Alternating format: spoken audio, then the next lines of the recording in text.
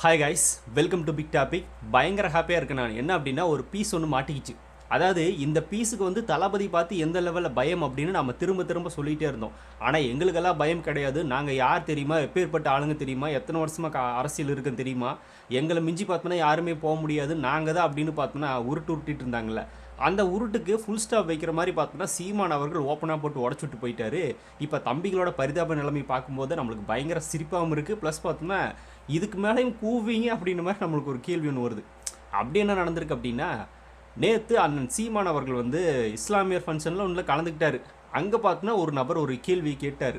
அந்த கேள்விக்கு உணர்ச்சி வசப்பட்டு கோவப்பட்டு நான் யாருன்றது காட்டுறேன் அப்படின்ற மாதிரி பேச ஆரம்பித்தார். பட் அவரோட மனசில் இருந்த சில விஷயங்கள் பார்த்தோன்னா வெளியே வந்துருச்சு. அதை கேட்கும்போது தான் நம்மளுக்கு மனசில் இருந்த பாரமே குறைஞ்சிச்சு. ஏன்னா இதை வந்து இவங்க ஓப்பனாக ஒத்துக்க மாட்டாங்க அப்படின்ற மாதிரி நம்ம நினச்சிட்டு இருந்தோம். ஆனால் நேற்று பார்த்தோன்னா சீமான் அண்ணன் வந்து ஒத்துக்கிட்டாரு. ஆமாம், விஜய் வந்ததுனால இதுதான் எனக்கு பிரச்சனை அப்படிங்கிறத ஒத்துக்கிட்டாரு. அப்படி என்ன நடந்திருக்கு அப்படின்னா, ஒருத்தர் அங்கே கேள்வி கேட்டார். தளபதி விஜய் அவர்கள் வந்து அரசியலுக்கு வந்திருக்காரு. அவர் வந்தோடனே இந்த அளவுக்கு காட்டமாக விமர்சிக்க வேண்டிய அவசியம் என்ன நாம் தமிழர் கட்சிக்கு? எல்லாராலையும் பார்த்தோன்னா அந்த மாதிரி பேச முடியாது உங்கள் மாதிரி. அப்படி இருக்கிறப்போ அவரால் முடிஞ்ச அளவுக்கு அவர் பண்ணுறாரு. அதை விட்டுட்டு நீங்கள் அவர் வந்து காட்டமாக விமர்சிக்கிறீங்க, அதுக்கு காரணம் என்ன அப்படின்னு கேட்டார். அந்த கேள்வி கேட்ட நபருக்கு ரொம்ப நன்றி. ஏன்னா நீங்கள் இந்த கேள்வி கேட்கல அப்படின்னா அண்ணன் மனசு இருந்ததெல்லாம் வந்திருக்காதுல்ல. அவர் சொன்னார், ஓப்பனாகவே சொல்கிறார் சீமானன். என்ன சொல்கிறார் அப்படின்னா, நான் வந்து இத்தனை வருஷமாக 8% வாக்கு வாங்கி அங்கங்கே பிச்சை எடுத்து திரநிதி திரட்டி இத்தனை வாக்கில் வாங்கி வச்சுருக்கேன். திடீர்னு நீ உள்ளே வந்து பார்த்தோன்னா திரைக்கவர்ச்சி காட்டி எல்லாத்தையும் எடுத்துகிட்டு போயிடும் அப்படின்னா நான் இப்படி சும்மா இருப்பேன் அப்படின்னு சொல்லியிருக்காரு. இதில் என்ன அர்த்தம் இருக்குது அப்படிங்கிறத நீங்களே புரிஞ்சுக்கோங்க. அதாவது இப்போ அண்ணன் சீமானோட குமுறல், உண்மையான குமுறல். இப்போ நான் தான் சீமானனோட மனசாட்சின்னு வச்சுக்கோங்களேன்.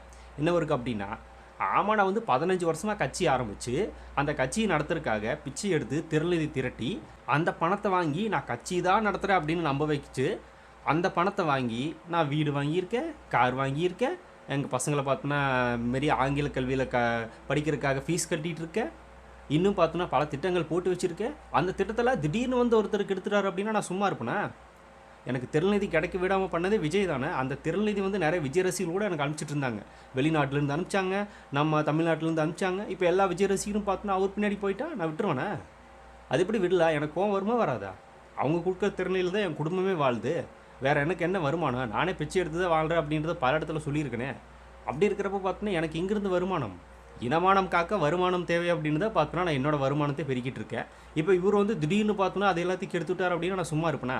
சரி, விஜய் கிட்ட தான் காசு வாங்கிக்கலான்னு பார்த்தா அவரும் வந்து 200 கோடி 250 கோடி சம்பளத்தை விட்டுட்டு வர்றாரு. இல்லைன்னா அவர்கிட்ட கூட போய் பார்த்தோன்னா மாதத்துக்கு 1 கோடி கொடுங்கன்னு கேட்டு வாங்கிப்பேன். அதுவும் இல்லை. அப்படி இருக்கிறப்ப எனக்கு கோவம் வருமா வராதா? எனக்கு வருமானமாக இனமானம்னா வருமானம் தான் முக்கியம். அந்த வருமானத்தை தடுத்து நிறுத்துன்னு யாராக இருந்தாலும் நான் சும்மா விட மாட்டேன். தமிழ் தேசிய அரசியலெல்லாம் பார்த்தோன்னா எனக்கு ரெண்டாவது தான். எனக்கு வருமானம் தான் முக்கியம். இப்போ பல தம்பிகளோட வருமானம் எனக்கு வர்றது கட் ஆயிடுச்சு. திறநிதி வர்றதில்லை. விஜய் வந்து உடனே அதை தடுத்தாருன்னா நான் சும்மா விட்டுருவேனா? இதுதான் சீமான் அவர்களோட ஒரிஜினல் மனநிலைமை. அதை தான் பார்த்துன்னு ஓப்பனாக சொல்கிறாரு, வெளியே சொல்லாமல் சொல்கிறாரு. திறநிதி எடுத்து பிச்சை எடுத்து இந்த கட்சியை வளர்த்துட்டு வந்தால் திடீர்னு வந்து நீ வாங்கிட்டு போயிடும் அப்படின்னா சும்மா விடுவேன் அப்படின்னு.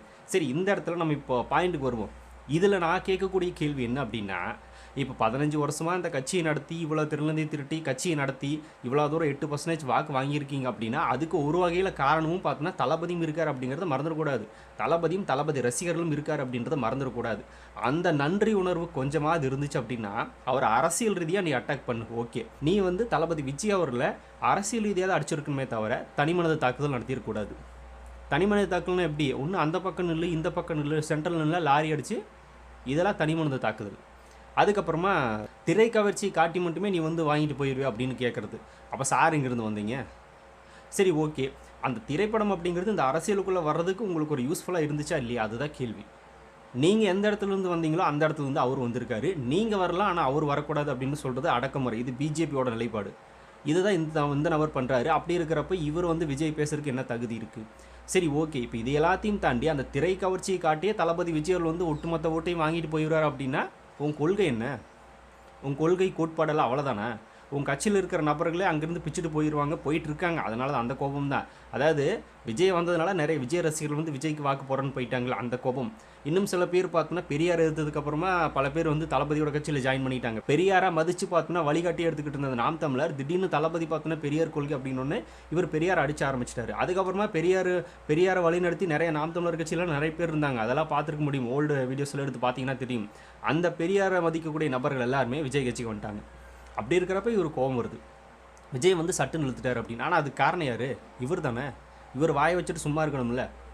விஜய் அடிக்கணும் அப்படின்னா, விஜய் அரசியல் இதே அடிக்கணும் அப்படின்னா மூளை யூஸ் பண்ணியிருக்கலாம். விஜய் மேலே உள்ள வன்மத்தில், கோபத்தில், பயத்தில் பார்த்தோன்னா விஜயை நேரடியாக அடித்தா எந்த விஜய் ரசிகன் வாக்கு செலுத்துவான்? இதில் இந்த சாட்டை துறைமுருகன் நிறைய தம்பிகளெல்லாம் ஸ்டேஜில் நின்று விஜய் பார்த்தோன்னா ஒருமையில் பேசுகிறது, சினிமாக்காரனை திட்டுறது, இதெல்லாம் பண்ணிகிட்டு இருந்தாங்க அப்படின்னா உண்மையான விஜய் ரசிகர் கண்டிப்பாக அவருக்கு வாக்கு செலுத்த மாட்டான். ஏன்னா கொள்கை கோட்பாடு வச்சு பார்த்தோன்னா நீ பேச மாட்டேன், தனிமனது தாக்குதல் நடத்துவோம் அப்படின்னா இங்கேருந்து எல்லோரும் விஜய் வச்சு போதா செய்வா மறுபடியும். இந்த மாதிரியான நபர்கள் கிளம்பி போனதுக்கப்புறமா தான் இந்த சீமானவர்களுக்கு கோபம் வந்துருச்சு. அதை தான் ஒரு மேடையில் சொல்கிறாருல, இத்தனை வருஷமாக நான் வந்து வச்சுருந்தேன், நீ திடீர்னு பிடிங்கிட்டு போயிட்டு அப்படின்னா சும்மா இருக்கணும் அப்படின்னு. அதுக்கு காரணம் யாருன்னா இவர் தான். பேசுகிறது ஒருக்குமா பேசணும்ல, அதை பண்ணாரான்னா இல்லை. சரி, இப்போது இன்னொன்று என்னென்னா, இப்போது உன்னோட கொள்கை கோட்பாடு தமிழ் தேசிய அரசியல் அப்படின்னு பார்த்தோன்னா ஸ்ட்ராங்காக நிற்கிறீங்கள, அந்த கோட்பாட்டில் நிற்கிற தம்பிகள் யாரும் பார்த்தோன்னா விஜய்க்கு வாக்கு செலுத்த மாட்டாங்க. ஓகே. ஆனால் நீ பேசுகிறது பார்த்தா எப்படி இருக்குது அப்படின்னா, நான் என்னதான் கட்டுப்படுத்தி வச்சுருந்தாலும் விஜய் என்று திரை கவர்ச்சி வச்சு பார்த்தோன்னா நாம் தமிழர் தம்பிகள் விஜய் கூட போயிடுவாங்க அப்படின்னு நீ நினைக்கிற அப்படின்னா உன்னோட தம்பிகளோட நிலமை, உங்களோட தம்பிகளோட தராதாரம் அப்படிதான் அப்படின்றது நீயே ஒத்துக்கிறியா அப்படின்ற மாதிரி இந்த இடத்துல நம்மளுக்கு கேட்க தோணுதா இல்லையா? அவ்வளோதான், நான் கொள்கை கோட்பாடை பூத்து வச்சுருக்கேன் அப்படின்னு நீயே ஒத்துக்கிற மாதிரி இருக்குது. என் தம்பிகள் அந்த அளவுக்கு கட்டமைச்சிருக்க, யாரும் போக மாட்டாங்க அப்படின்னு நீ நினச்ச அப்படின்னா இந்த இடத்துல இதை பேச வேண்டிய அவசியமே கிடையாது. ஆனால் அவங்களே போயிடுவாங்கன்ற ஒரு பயத்தில், சந்தேகத்தில் இருக்குது அப்படின்றதுனால இந்த பேச்செல்லாம் வெளியே வருது. அப்புறம் நீங்கள் என்ன பார்த்தோன்னா கட்சியை கட்டமைச்சு வச்சுருக்கீங்க, தம்பிகளை பார்த்தோன்னா உங்கள் சைடு நிறுத்தி வச்சுருக்கீங்க. பல தம்பிகள் பிச்சுட்டு போகிறாங்க அப்படின்றது உங்களுக்கே தெரிஞ்சதுனால தான் இந்த கோபம் வருது. இது புதுசாக வர்ற வாக்காளர்கள் விஜய்க்கு வாக்கு செலுத்துவாங்கன்றது பயமெல்லாம் கிடையாது. இவங்க கட்சியில் இருக்கிற நபர்களே நிறைய பேர் தாவேக்காக்கு போயிட்டாங்க, நிறைய பேர் வெளியே ஓடிட்டாங்கல்ல, அதனால் பேசிகிட்டு இருக்காரு. இருக்கிற கொஞ்சம் பேராவது காப்பாற்றிக்கணும் அப்படின்னா இந்த மாதிரி பேசுகிறத நிறுத்தினீங்க அப்படின்னா கொஞ்சமாவது மிஞ்சும், இல்லைன்னா அதுவும் கிடையாது. இப்போது இந்த தளபதிக்கு பேச தெரியாது, எழுதி கொடுத்து பேசுகிறாரு அது இதுன்னு சொல்கிறாங்களே, நான் இதை பற்றி முன்னாடி ஒரு வீடியோவில் சொல்லியிருந்தேன். பார்த்து கூட படிக்க தெரியாத துண்டு சீட்டை படிச்சுட்டு இருக்கிற நபர் தான் இப்போ முதலமைச்சராக இருக்கார் ஸ்டாலின் அவர்கள். நீங்கள் என்ன தான் மனப்பாடம் பக்கமாக மனப்பாடம் பண்ணிட்டு வந்தாலும் நீங்கள் இன்னும் ஒரு சீட்டு கூட ஜெயிக்காத நபர்கள் தான். அதனால் அதுக்கு இதுக்கு சம்மந்தம் கிடையாது. மக்கள் பர்சன்டேஜ் யார் பின்னாடி அதிகமாக இருக்காங்கன்றதான் முக்கியம். இது எல்லாத்தையும் தாண்டி இப்போது தளபதி பார்த்தோன்னா பார்த்து படித்தார், சரி ஓகே. நீங்கள் தான் பார்க்காம படிக்கிறீங்க, பார்க்காம பேசுகிறீங்க இல்லையா, ஒரு சீட்டு கூட ஜெயிக்கல. தளபதி பேசலை அப்படின்னால அவருக்கு ஓட்டு போட ரெடி. கட்சி ஆரம்பித்தோன்னே அவருக்கு தான் என் ஓட்டு அப்படின்னு லெவலில் எல்லாமே இருந்துச்சு. நீ கட்சி ஆரம்பிக்கும் போது 10 பேர் தான் பின்னாடி இருந்தாங்க. அதுதான் உன்னோட ஸ்ட்ராட்டஜி. தளபதிக்கு உண்டான மார்க்கெட்டுங்கிறது அது. நீ வேறு, இவர் வேறு. இந்த புலி படத்தில் நம்ம தளபதி ஒரு டைலாக் ஒன்று சொல்லுவார், முட்டாள் நிறையா பேசுவான் ஆனால் அறிவு கம்மியாக இருக்கும், அறிவாளி கம்மியாக பேசுவான் ஆனால் அறிவு நிறையா இருக்கும் அப்படின்ற மாதிரி.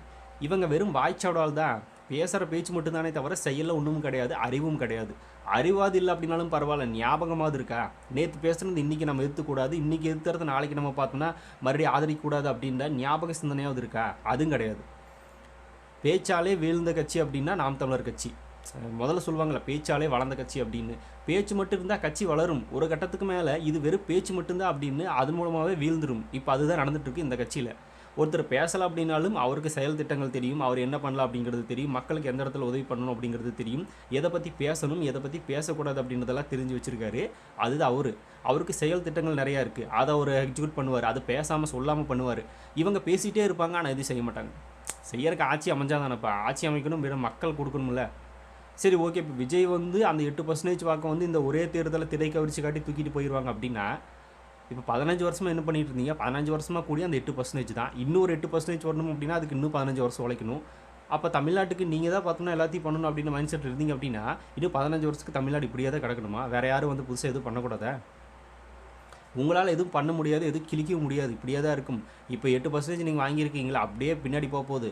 அந்த ஒரு பயத்தில் தானே திருநதியெல்லாம் போயிடுச்சு அப்படின்னு பயப்படுறாரு அண்ணன். பாதி பேர் கட்சி விட்டு போனதுனால தான் இவ்வளோ பேச்சு. இப்போ அது குறைய போகுது, குறைஞ்சிடுச்சு, அதெல்லாம் மாற்றம் இல்லை. இனி புதுசாக வர எந்த விஜய் ரசிகனும் இவருக்கு வாக்கு செலுத்த போகிறதில்ல. ஆல்ரெடி இந்த விஜய் ரசிகனும் பார்த்தோன்னா வெளியே வந்துட்டான். பெரியாரை பற்றி பேசுறதுனால பெரியாரை மதிச்சுட்டு இருக்க நிறைய தம்பிகளும் விஜய்க்கு வந்தாச்சு. இனி இப்படி இருக்கிறப்ப இவருக்கு ஓட்டு சதவீதம் எங்கே 5%, 4%ஆவது வாங்க முடியுமா? அப்படியே பார்த்தோன்னா ரிவர்ஸில் தான் போகும். அதெல்லாம் தெரியாமல் பார்த்தோம்னா அண்ணன் வந்து நாங்கள் தான் ஏதோ தமிழ்நாட்டை கட்டி காப்பாற்ற போகிற, தமிழ் தேசியத்தை பேசி திராவிடத்தை எல்லாம் பார்த்தோன்னா ஒதுக்கி நாங்கள் மேலே வரும்போது திடீர்னு நீ வர்ற அப்படின்னா, அப்படி இவ்வளோ நாளாக கட்டி காப்பாற்றிருந்தேன் அவ்வளோதானே. திடீர்னு ஒருத்தர் வந்தாலும் பார்த்தோன்னா உங்கள் கட்சியில் இருக்கிற யாரும் வந்து அந்த கட்சிக்கு போகாமல் இருக்கும். நான் விஜய் ரசிகனாக இருந்தாலும் என் ஓட்டு வந்து சீமானுக்கு தாண்டா அப்படின்னு லெவலில் நிற்கணும். அப்படி நிற்காத அளவுக்கு நீ பார்த்துக்கணும், உங்கள் கட்சியோட கொள்கையில் சொல்லி கொடுத்துருக்கணும். இல்லை விஜய் வந்ததுனாலே போவார் அப்படின்னா நீ அப்போ எத்தனை நாளாக பார்த்தோன்னா அந்த தம்பிகளுக்கு என்ன கற்றுக் கொடுத்த, எனத்தை நிலநாட்டு வச்சிருக்க அப்படின்னு கேட்க தோணுதா இல்லையா? எந்த ஒரு பெரிய தலைவர்கள் பெரிய நடிகர்கள் கட்சி ஆரம்பித்தாலும் என் கட்சிக்காரன் எனக்கு தானே வாக்கு செலுத்துவான், என் கட்சிக்காரன் என்னோட தான் நிற்பான்.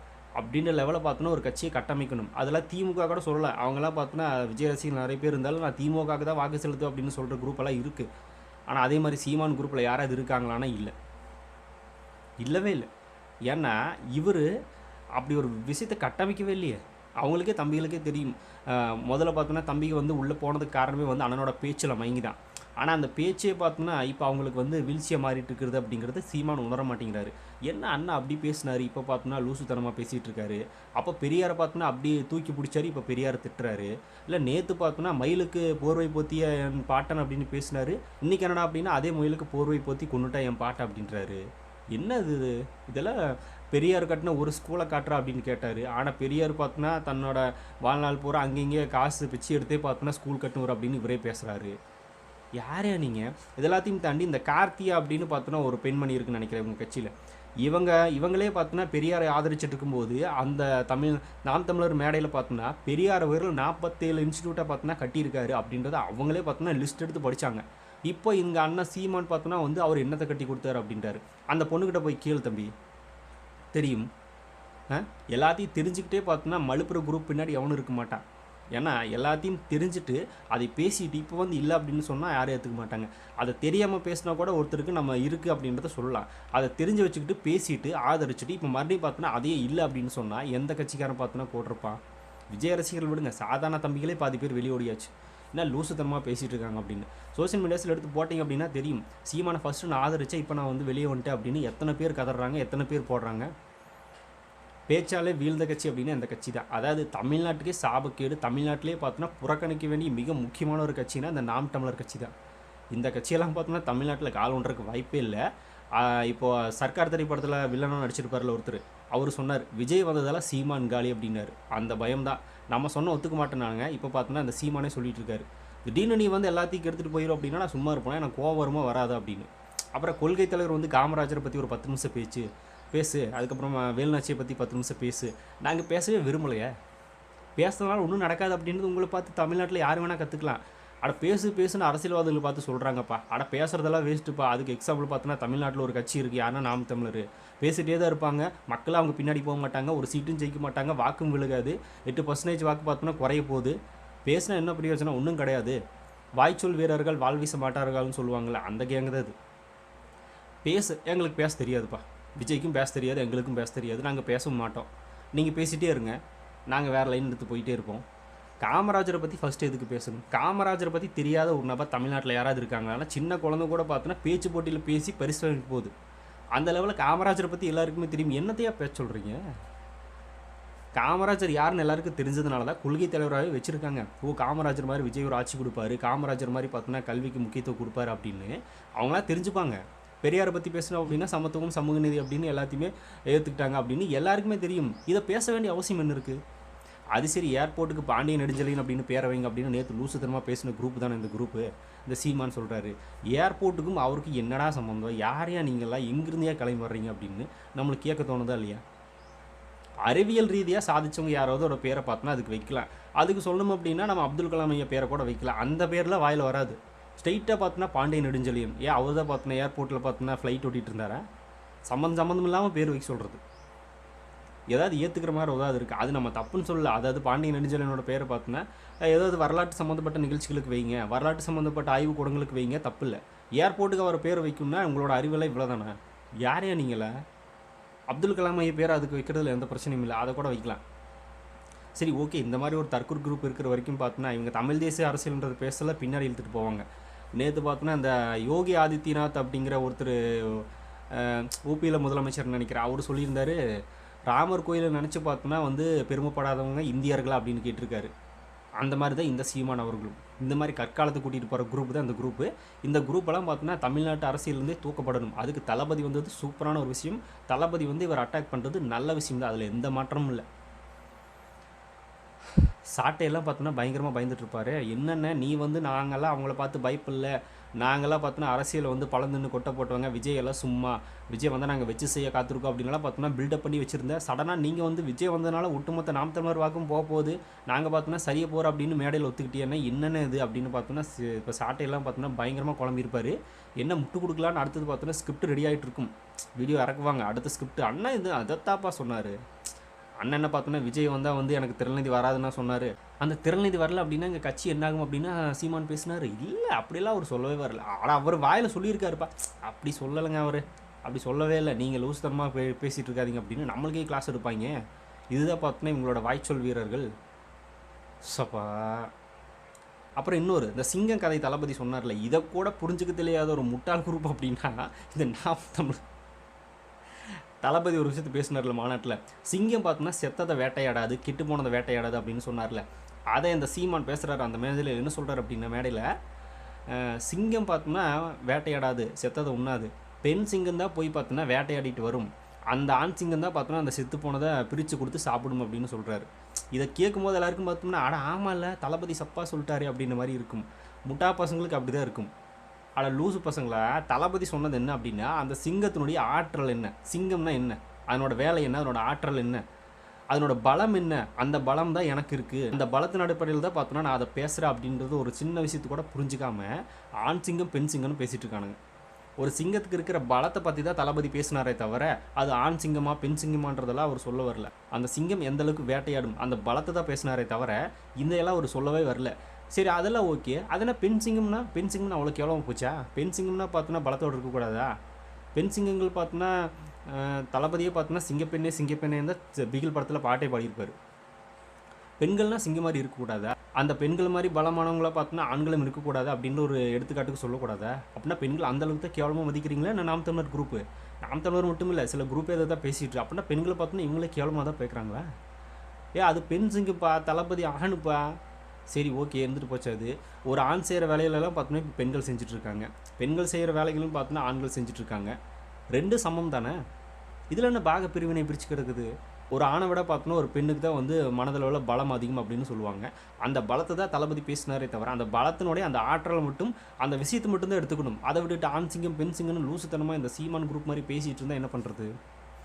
சரி ஓகே பேசிகிட்டே இருக்க வேண்டியதான். பேச்சு திறமையால் வளர்ந்தவங்க இப்போ பேச்சு திறமையால் வீழ்ந்துட்டு இருக்காங்க. அது தெரியாமல் பார்த்தோன்னா இன்னும் பேசுகிறாங்க. அதாவது மேடையில் வேறு சொல்கிறார், நீ என்ன கேள்வி கேட்டாலும் நான் அதுக்கு பதில் சொல்லிகிட்டே இருப்பேன் அப்படின்னு. அதனால தான் இன்னும் பதில் மட்டும் சொல்லிகிட்டு இருக்கேன், வேறு எந்த ஒரு தாக்கத்தையும் ஏற்படுத்த முடியல. முதல்ல இந்த ஸ்டேஜில் இப்போ நீ பேசினல்லப்பா, நான் திருநெல்வேலி திரட்டி இப்போ பிச்சை எடுத்து பார்த்தோன்னா கட்சியை கொண்டு போனேன், விஜய் வந்து திடீர்னு அடிச்சிட்டார் அப்படின்னா நான் சும்மா விடணும் அப்படின்னு பேசியிருக்கல. இதை முதல்ல ஞாபகம் வச்சுக்கோ முதல்ல. ஏன்னா அடுத்த ஸ்டேஜில் போய் பார்த்தோன்னா அதே இல்லை அப்படின்னு பேசக்கூடாது. அதுதான் இங்கே தப்பு. அதனால தான் பாதி பேர் கட்சி விட்டு கலந்து போயிட்டு இருக்காங்க. அதை வந்து அடுத்த ஸ்டேஜில் இல்லைன்னு தயவு செஞ்சு பேசக்கூடாது. ஞாபகம் வச்சுட்டு ஆமாம் அப்போ இருந்தது இப்போ வரைக்கும் நான் ஒரே நிலைப்பாட்டில் சொல்கிறேன் அப்படின்னு பார்த்தோன்னா சொல்லணும். இதுக்கு முட்டு கொடுக்குற அந்த சாட்டை துரைமுருகனும் பார்த்தோன்னா என்ன முட்டு கொடுக்குறியோ அது ஆரம்பத்துலேருந்து கடைசி வரைக்கும் அதை ஞாபகம் வச்சுட்டு அதே மாதிரி முட்டு கொடுக்கணும். திடீர்னு மாறக்கூடாது. இதனால தான் பல பேர் கலந்துட்டு போயிட்டாங்க. இது தெரியாமல் இன்னும் பார்த்தோன்னா நாங்கள் வந்து தமிழ் தேசிய அரசியல் எடுத்து பார்த்தோன்னா முன்னெடுத்து வருவோம், மக்களுக்கு நல்லது செய்வோம் அப்படின்னு கிழிச்சாங்க. இவங்கெல்லாம் பார்த்தோன்னா மக்களுக்கு நல்லது செய்ய வரல, மக்களை ஏமாற்ற வந்திருக்காங்க, அவ்வளோதான். இதே தான் பார்த்தோன்னா திராவிடத்தெல்லாம் ஒதுக்கிட்டு தமிழ் தேசியம் மேலே ஏறி வரும்போது விஜய் வந்து அடிக்கிறாரு. அப்படின்னா தமிழ்நாட்டுக்கு நீங்கள் தான் பார்த்தோன்னா நல்லது பண்ண போகிறீங்கன்னு நினைப்பா, இல்லை பண்ணிகிட்டு இருக்கீங்கன்னு நினைப்பா? விஜய் பண்ண 100% உதவியில் ஒரு 1% உதவியாவது இவங்க பண்ணாங்கன்னு காட்ட முடியுமானா இருக்காது. அந்த லெவலில் இருக்காங்க இவங்களே. இதில் இவங்க வேற தளபதி வந்து எங்களை அடிச்சிட்டாரு, மக்களுக்கு நாங்கள் நல்லது செய்ய முடியாமல் போயிடுச்சு அப்படின்னு. நீங்களாம் வராமல் இருக்கிறதே மக்களுக்கு நல்லது செய்கிற மாதிரி தான். அதனால் பார்த்தோன்னா நீங்கள் அங்கேயே இருங்க, தளபதி அடிச்சுட்டு போயிட்டே இருப்பார். ஆனால் ஓப்பனாக ஒத்துக்கிட்டு பார்த்தீங்களா, ஒரே எலெக்ஷனில் பார்த்தோன்னா எங்களை அடிச்சிருவார் விஜய் வந்து, இந்த 8% வாக்கு அடிச்சிருவார். அதை நாங்கள் பார்த்துட்ருக்குமா, எங்களுக்கு கோவம் வருமா வராதான்னு கேட்டப்பார். வேறு லெவல். தளபதி பார்த்து பயம் அப்படிங்கிறத ஒத்துக்கிட்டாரு சீமான் அவர்கள். இதை வச்சு தளபதி ஃபேன்ஸ் எல்லாம் பயங்கரமாக செலிப்ரேட் பண்ணிகிட்டு இருக்காங்க. இனி ஒவ்வொரு டைமும் பேசும்போது இதை வச்சு செய்யணும். பாருங்கள் அண்ணனே ஒத்துக்கிட்டார் வாயில் அப்படின்னு. இனி எந்த தம்பியாவது பார்த்தோன்னா வாய் திறப்பானானே இல்லை. பல தம்பிகள் இதை பார்த்துட்டு ஃபயர் விட்டுட்ருக்காங்க, என்னன்னே தெரியாமல் அவர் எதை சொல்லுவார்ன்றது புரியாமல் ஃபயர் விட்டுட்ருக்காங்க. இதெல்லாம் பார்த்தா என்ன ஆகுன்னு தெரில.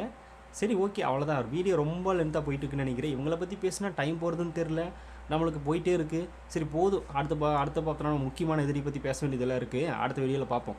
ஸோ நீங்கள் என்ன நினைக்கிறீங்க இந்த பயந்தாங்கோலி நாம் தமிழர் கட்சி பற்றி அப்படிங்கிறத கமெண்ட்டில் ஷேர் பண்ணுங்கள். அப்படியே பிக் டாபிக் சேனல் யாராவது சப்ஸ்கிரைப் பண்ண வந்து மறக்காமல் சப்ஸ்கிரைப் பண்ணிக்கோங்க. நிறைய big topics, political news, training news, cinema updates அப்படி நிறைய நம்ம சேனலில் திறந்து வரப்போகுது.